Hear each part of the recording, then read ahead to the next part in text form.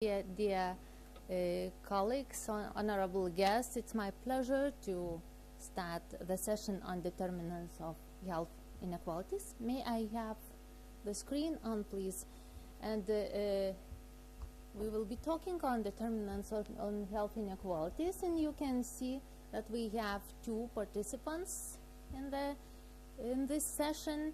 This is Dr. Taavi, who is an independent consultant in Estonia, but at the same time he has a huge experience in conducting research and working at ministerial level.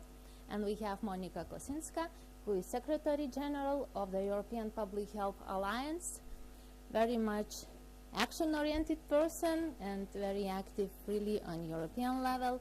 So I'm sure that we will have very fruitful discussion and session. And I'm Ramune Kalėdiene. I'm Dean of the Faculty of Public Health and in Lithuanian University of Health Sciences, and at the same time I'm President of Lithuanian Public Health Association. And I think that my major contribution here is to make a short introduction to the topic, then raise questions, and what is most important, to encourage discussion. Starting talk about determinants for health inequalities, we should remember that health is a determinant by itself. It can be considered as an investment, as a resource, and as a major human right. And determinants of social inequities in health are very complex, and it is determined by different levels of power and resources, both psychological, material, mental, and others, different levels of exposure to health hazards. Sometimes it's determined by different exposures leading to different impacts, life course effects, and of course different social and economic effects of being sick, as we just now heard in the morning session. What I would like us to discuss here today about the major driving forces that generate social inequities, and which are to the greatest extent related to macro policy environment. So I hope we will have some answers to the questions which I would like to raise. So the questions are as follows. How health strategy for a specific country can modify downstream and upstream determinants of health? How can economic policies promote human development and reduce social inequities? And the major issue is how to address the underlying structural and systematic drivers of inequities.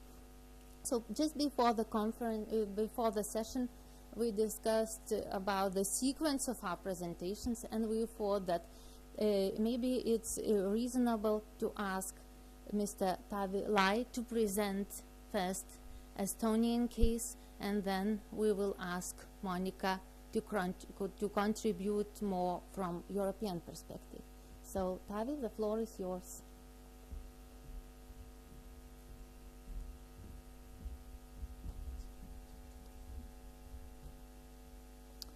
So, thank you very much. It's an honor to be here.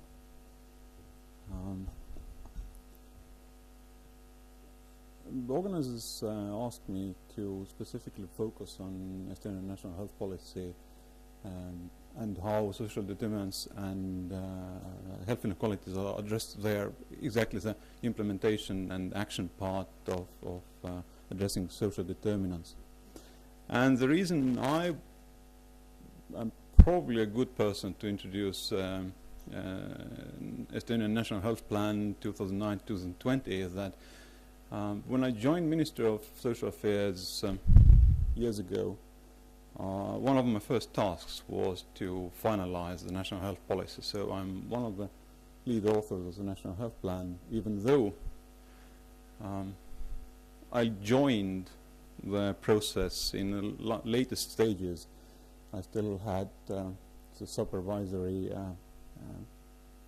role in putting the pieces together as it is now. And also on that base I can comment on things that in this time point now I would make a slightly different maybe. So, overview of my presentation. I'll firstly introduce very shortly the national health policy, how it's structured, main principles, etc. That also imply that also are common for the whole strategy framework in Estonia, where the same principle apply for other strategies in Estonia as well. Then I focus slightly more on social determinants and cohesion in the policy, and finally end up with some results from the indicator network of the strategy. And all the source material for this presentation comes from the web page of Ministry of Social Affairs in Estonia, and the link is given here. That's the dedicated page for National Health Plan in Estonia. Also, this kind of explanatory note about the ministry itself in Estonia. Ministry of Social Affairs covers 3 areas: health, social affairs, and labor affairs. So it's one of these kind of big ministries with a really big part of national state budget going through this ministry. So the National Health Plan, it was developed firstly in the times of fast economic increase, and it was adopted just before the economic crisis in 2008, which means that most of the plans put in place with a strategy had to be corrected afterwards because they were very, very kind of ambitious given the changed context. The National Health Plan takes a life course view and a wide perspective on health issues, and it was initially intended solely for integrating other existing area-specific strategies in place in Estonia, let's say cardiovascular disease, cancer, hospital care, master plan. It was intended to build these into one comprehensive system. National Health Plan is very intersectoral, health in all policies and a whole society approach, which means that many of the activities actually presented in the National Health Plan are carried out and budgeted through other strategies in Estonia. Or let's say inside the Ministry of Social Affairs, many of the actions on social determinants come from labor sector and social sector of the Ministry of Social Affairs, not specifically from the health sector. So it's in that sense, it's in intersectoral, integral, and health in all policy strategy. What was first and kind of innovative for Estonia's policy planning system at the time was that in addition to the state-funded activities and overall goals for the system, that strategy also provided guidance and suggestions for local municipalities, private enterprises, and also individuals, how they can, in these specific areas, provide their own input for improving population health. The National Health Plan, as other strategies in Estonia, have detailed annual action and implementation plans that are reviewed annually. And coming back to the changes or the impact of economic crisis, that gave this kind of flexibility to respond to the changes in external contexts of the health system.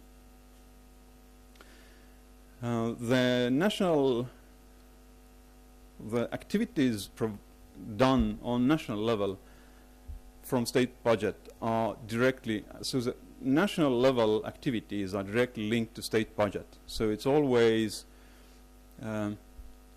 most of the things that you see in an action areas are also covered with money. While the overall framework of the strategy also gives the wider routes of action.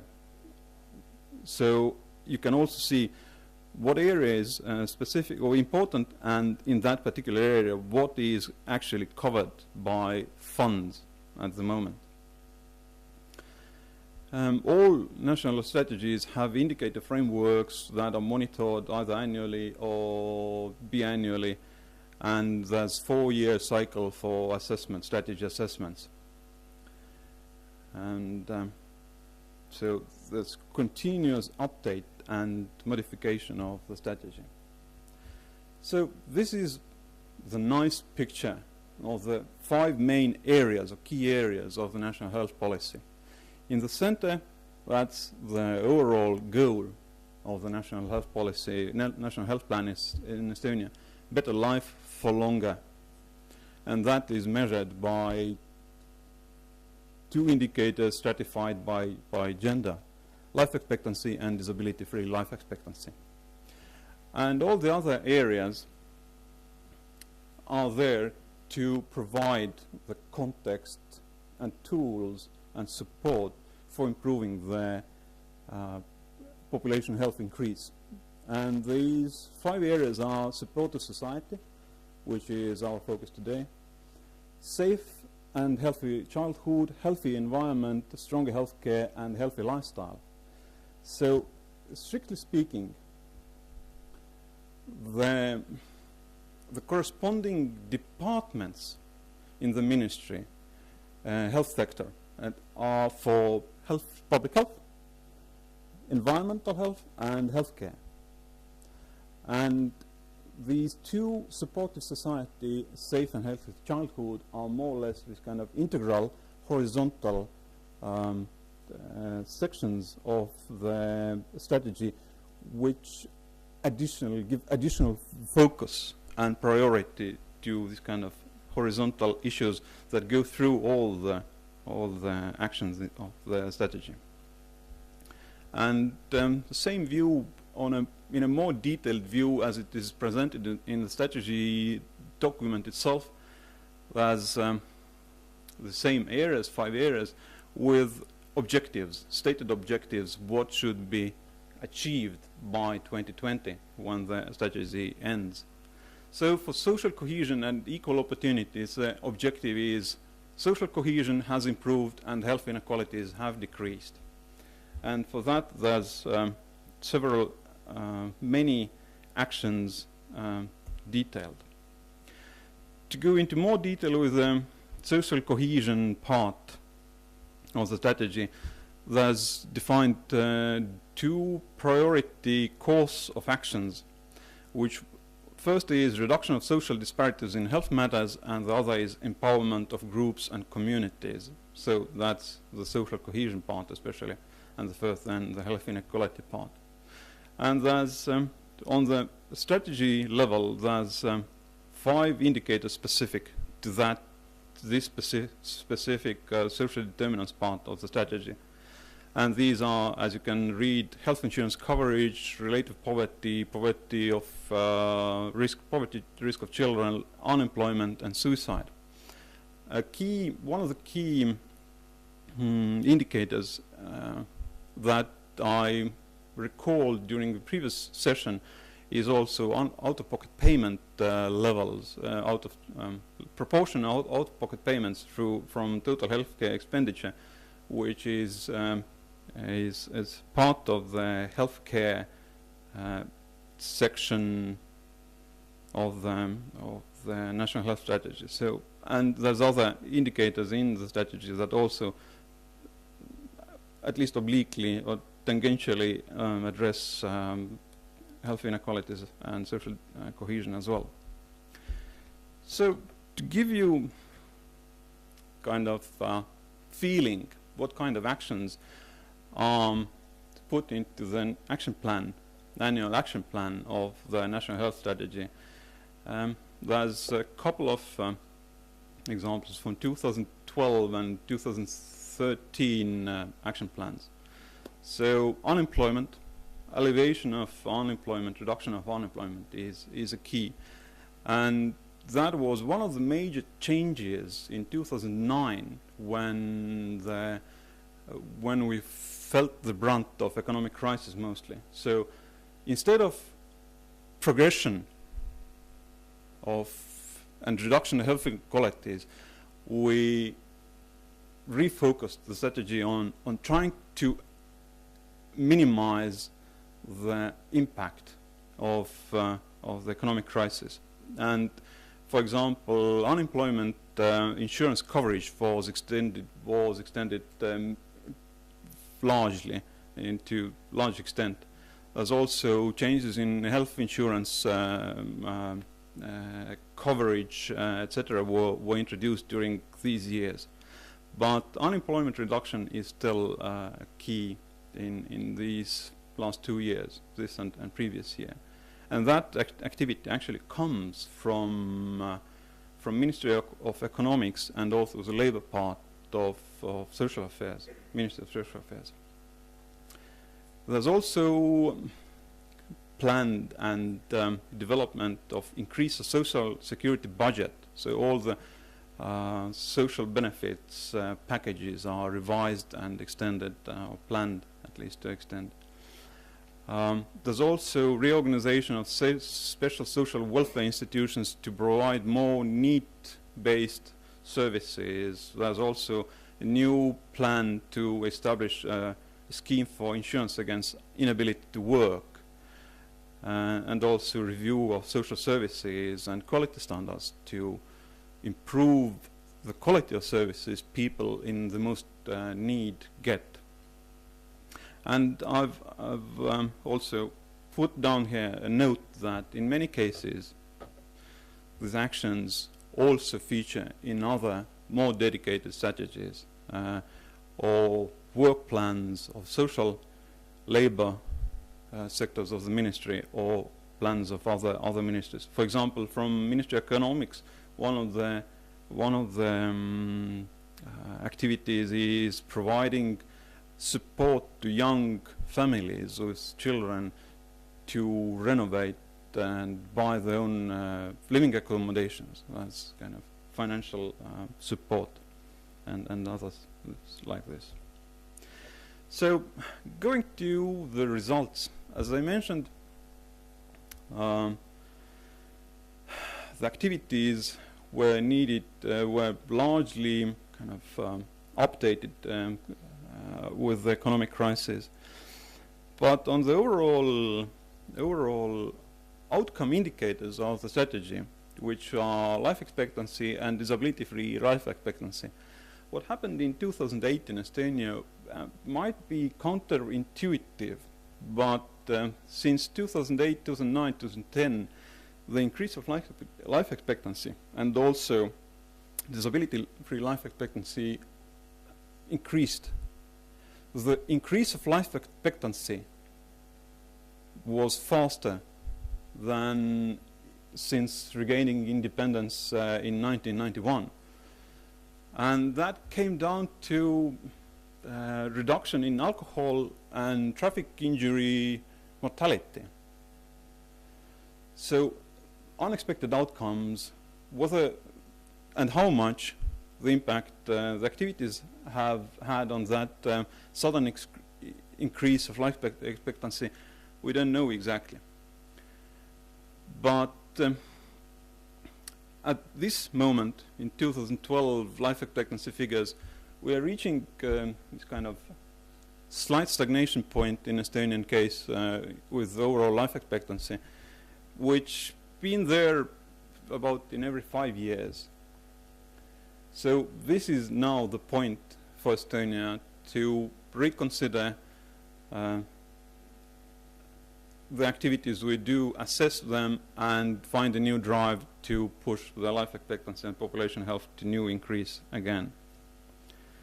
And the targets for life expectancy for men and women and disability-free life expectancy are shown on the graph as well. And these are projections based on last 5 years. So for life expectancy, we're likely going to achieve the targets of the National Health Plan. For disability-free life expectancy, I'm not that sure at the moment. We'll see. And yeah, I marked out the economic crisis start and the unexpected increase of both indicators there. What also happened during the economic crisis in Estonia with results of the specific social cohesion indicators was that the society as a whole became, as measured by these indicators, the society income distribution became more equal, actually. As possible explanation, several possible explanations from the way the statistics are calculated, etc. But that was one another unexpected outcome. And here is a strategy baseline situation of the targets, general objective and social cohesion part indicators. And these are the targeted levels for 2012, 16, and 20, as you can see. So, as I said, during the economic crisis, the focus went to trying to minimize the impact of economic crisis. But even then, even though there's still increase in disability-free life expectancy compared to the baseline, there's the proportion of population covered with health insurance did increase by the 2012. Relative poverty has decreased, not as much as we hoped or planned for initially, but still. Poverty risk for children, it has achieved, the target was achieved actually. Long-term unemployment is probably the most unfavorable kind of at the moment. And suicide mortality in Estonia actually didn't decrease. That the changes in suicide mortality up and down were in the same range as the usual fluctuations in that indicator as well. So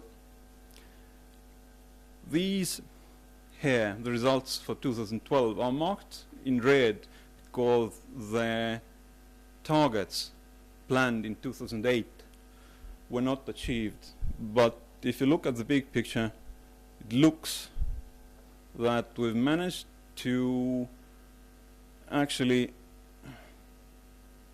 not that bad job in protecting the society. And yeah, given the fact that unemployment among blue-collar men in 2009 was above 20%, etc., that was the current 5.5% unemployment in Estonia on average I'd say is rather good. But summary and conclusions. For health sector to be able to do about the upstream and factors, so social determinants and distant causes of health inequalities, as many have said it over the years, it calls for intersectoral collaboration and also dedicated plan of action. In our case, the intersectoral collaboration, I think, is improving. At least the framework for that is in place. That we have a platform to discuss these kind of issues and put into place policies to address social determinants and health inequalities. As the economic crisis in our case showed that while having the plan, you need to also have the flexibility to change that plan according to changing context, to kind of respond to the new and unexpected challenges.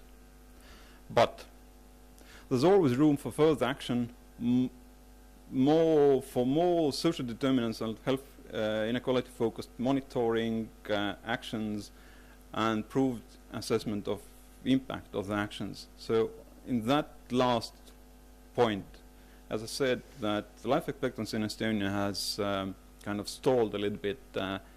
So one possible way forward, one possible ways to improve the national health plan in Estonia, I think, in my personal opinion, is to get a more detailed, more focused approach to specifically target population groups and health inequalities and social determinants. From current discussion on social cohesion more toward specific action, specific measurement, and there's also room for making the indicators that measure the achievements of national health plan into more health equity sensitive. Sorry. So thank you for your attention.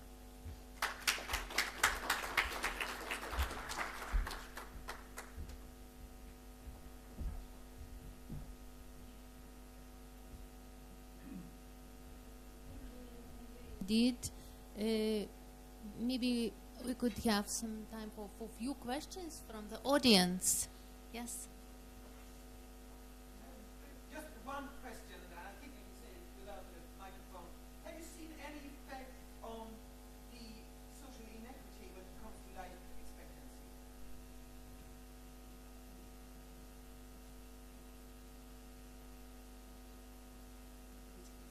Yeah? Yeah, please.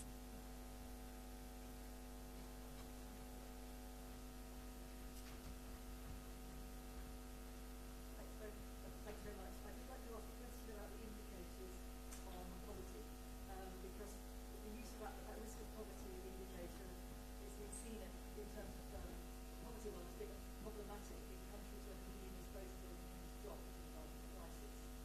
So, of course, you are seeing patterns in other countries like Bulgaria, where poverty hasn't really reduced, but as the median disposable income has gone down to the gap. Yeah. Some more questions? Going to say, so do you recognise that, and why? And did you think about using the severe material deprivation indicator, which is the other of the three indicators that are used at EU level to measure poverty, which would show up much more clearly the problem of access to basic living standards, which I think is a key issue, and also inequality, because that's the other key indicator that's being introduced now at EU level in the social dimension. Yes, one more question. I would like to know what tools and instruments do you use in Estonia for intersectorial cooperation, and how successful you are in them? Yeah, maybe Okay. we can let answer those questions. So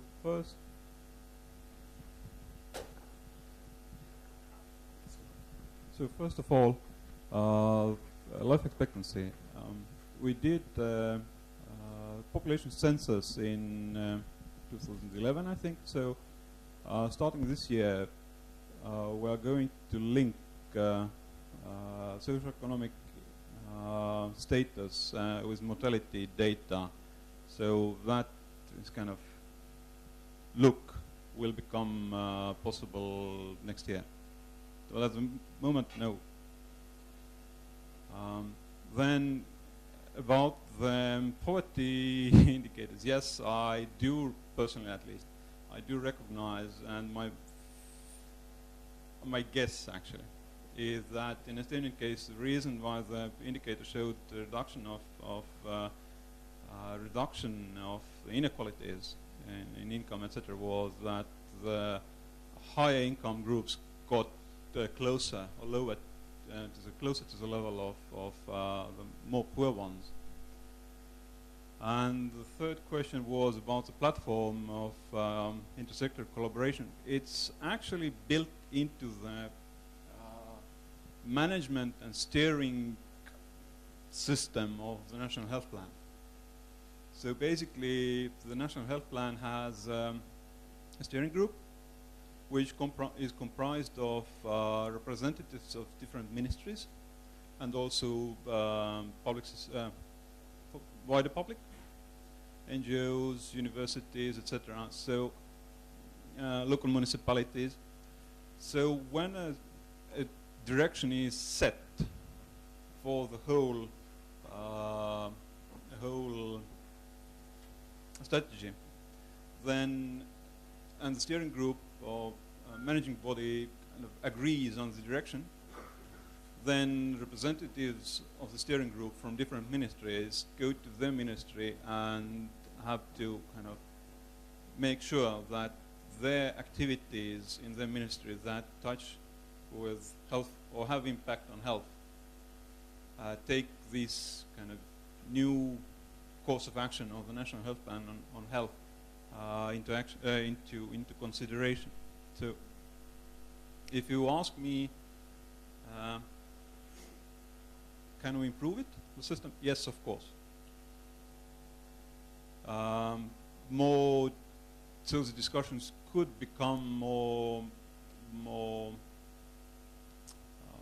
less formal, for example, and more collaborative. There's always room for that.